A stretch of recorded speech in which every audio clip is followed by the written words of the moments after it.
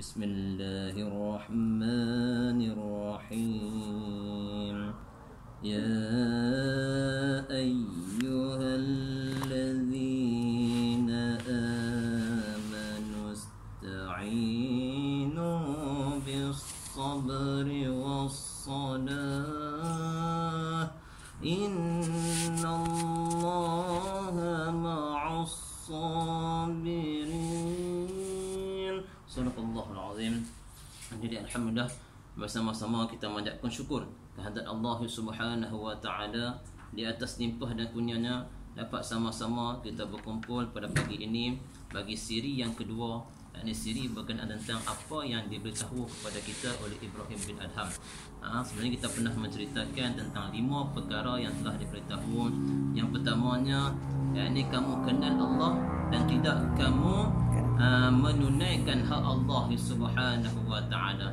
Dan yang kedua, yakni kamu baca kitab-kitab Allah dan tidak kamu beramal dengannya. Dan yang ketiga, iaitu kamu menyatakan bahawa kamu cinta kepada Rasulullah tetapi kamu meninggalkan segala sunnah-sunnahnya.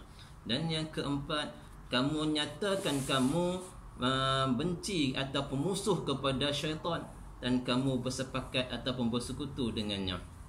Dan yang kelima, kamu kata kamu cinta akan syurga dan tidak kamu beramal baginya.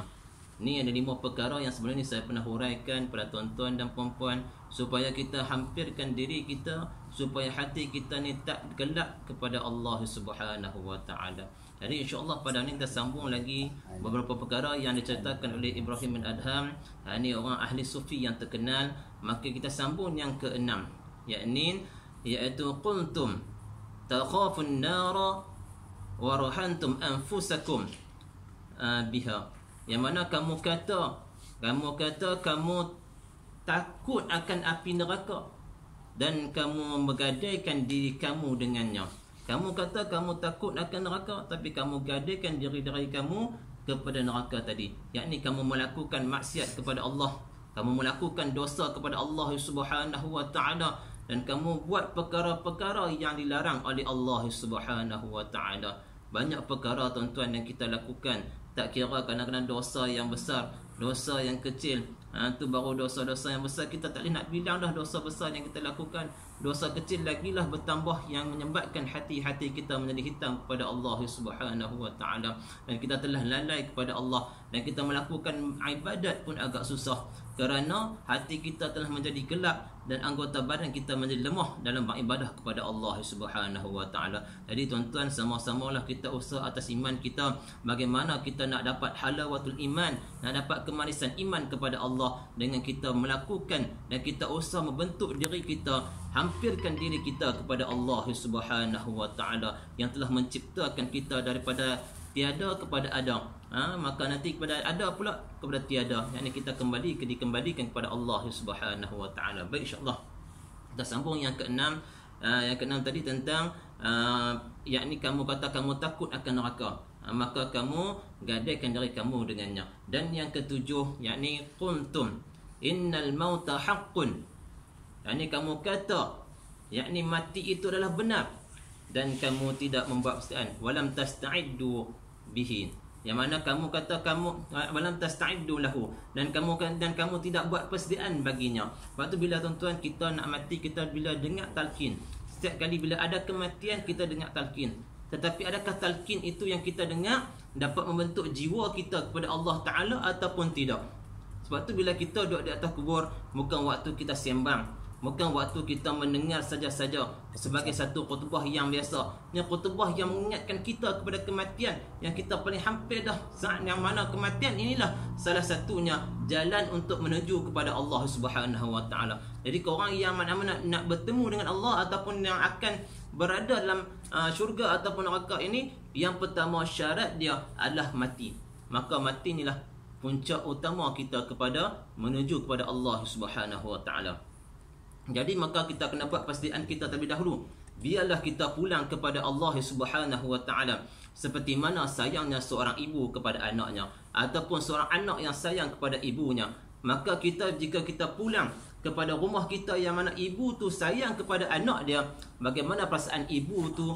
Dia akan rasa peluk dengan yang baik, peluk dengan senang, dengan rasanya kesedihannya, rasa seronoknya kepada anak tadi, kerana anak tadi orang yang melakukan kebaikan kepadanya, yang mana berdoakan kepadanya, anak yang soleh, anak yang sentiasa taat kepada ibu bapa. Jangan kita jadi seperti ibu yang mana bila pulangnya anaknya dia hambat ataupun dia marah kepada anaknya. Begitulah bila dalam kubur nanti tuan-tuan, semua manusia tidak seorang pun dikecualikan akan dihimpit dalam kubur.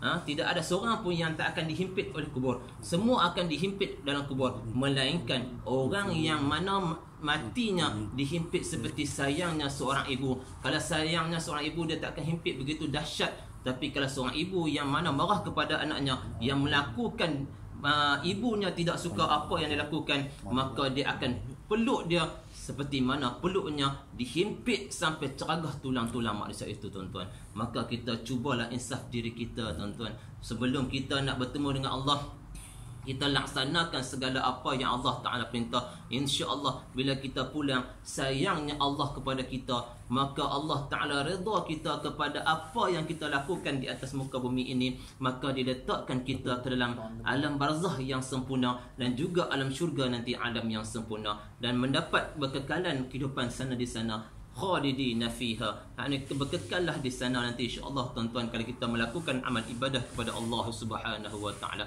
Jadi bagaimana kita nak dapat ibadah ini dengan baik sempurna, tuan-tuan?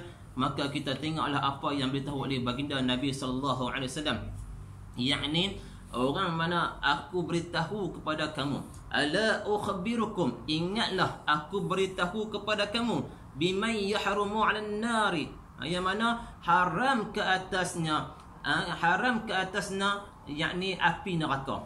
Siapa dia, tuan-tuan? Ataupun hadis baginda Nabi SAW, atau tahrumu alaihi nar, yang mana haram ke atasnya api neraka. Salah satunya tahrumu ala qaribin, yakni orang yang mudah didekati.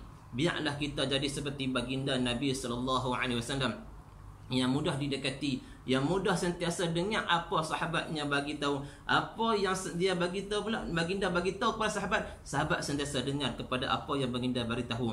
Kita jadilah seperti seorang yang mana orang dapat baik dengan kita, orang mudah hampir dengan kita. Janganlah bila orang lalu depan kita dia maki kita, ataupun orang lalu depan kita dia tak suka dengan kita. Sebab apa, tuan-tuan? Kita buat orang tak suka kepada kita. Cubalah cari idea, tuan-tuan, supaya orang hampir dengan kita, orang seronok dengan kita. Buat amalan pun orang buat apa kebaikan pun orang akan ingat sampai bila-bila.